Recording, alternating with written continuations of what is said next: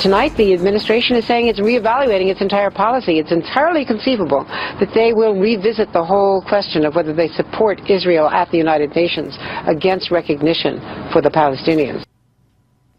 Yeah, it's not good. Welcome aboard the Thursday edition of the Steve Malzberg Show. Governor Mike Huckabee will be with us next, and he'll weigh in on all of this. Look, here it is, ladies and gentlemen. Bibi Netanyahu's party won. They won in an overwhelming fashion. They were expected to lose. I'm sure Barack Obama expected them to lose, and it just didn't happen. Now, Bibi ran at the end on a platform of no two-state solution. He's modified that a bit, as you heard today, that things have to change. And of course things have to change.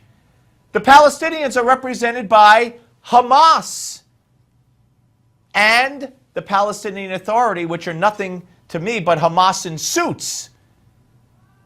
I mean, they said they praise the terrorists, they honor terrorists, they teach their kids to kill the Jew. What's the difference between them and Hamas? So if things change, fine. Things aren't going to change. You know it and I know it. As long as the culture is based on kill the Jew, take Jerusalem with our blood, and, you know, and Jews are monkeys and apes and all that kind of crap that they teach their kids in school, teach their kids on television. And this is the government schools and television.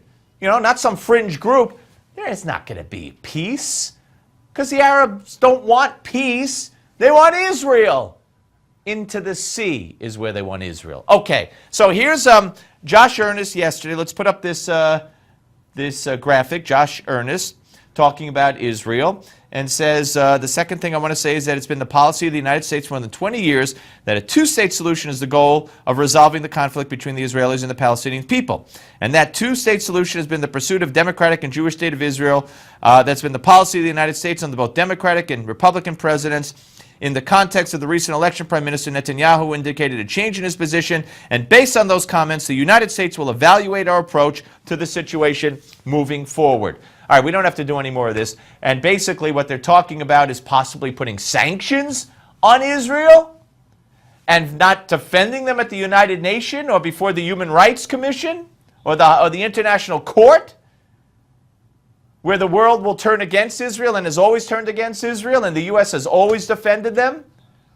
What is it, Barack Obama, that you hate so much about the Jewish state? What is it that you just can't stand about the Jewish state?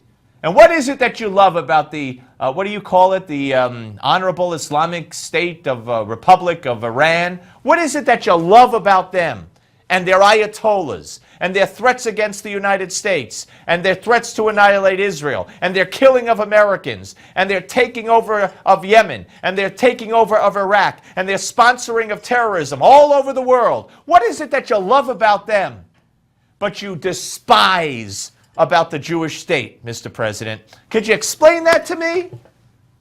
Or maybe Ricky Ricardo could come here and say, start splaining. I'd love to hear it. I'd love to hear it. He defends Iran. He praises Iran. He loves Iran. He hates Israel. That's who he is. This isn't new. This has nothing to do with politics. It's who he is. He's always been that way. Just ask Rashid Khalidi.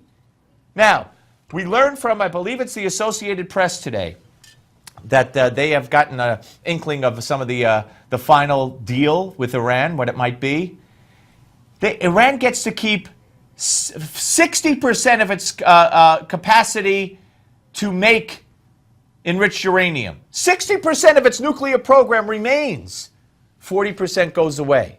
60% remains, and they get to keep over 6,000 centrifuges. Originally, the U.S. wanted them to have 500. So now it's 6,000. And to reward Iran for taking such a terrible deal, we're going to lift all the sanctions on Iran so they can go about their business of getting more money and financing terrorism all over the world, and of course against Israel through Hezbollah. Isn't it that's a great deal, baby? How did Obama do it? Well, actually, I'm sure Kerry did it really, right? They'll share the next Nobel Peace Prize, right? What a deal. You've got to be kidding me. This, folks, could you have imagined 8 years ago that this would be the world we're living in? With this man in the White House who hates Israel and loves Iran, who reportedly went to Iran in '08 as a senator, not went, but sent an ambassador there and said through the ambassador, hey, psst, psst, hey, mullahs, hey, Ayatollah, don't negotiate with Bush. Wait till I get there. I'll be more sympathetic to you. Why would he be more sympathetic to an enemy?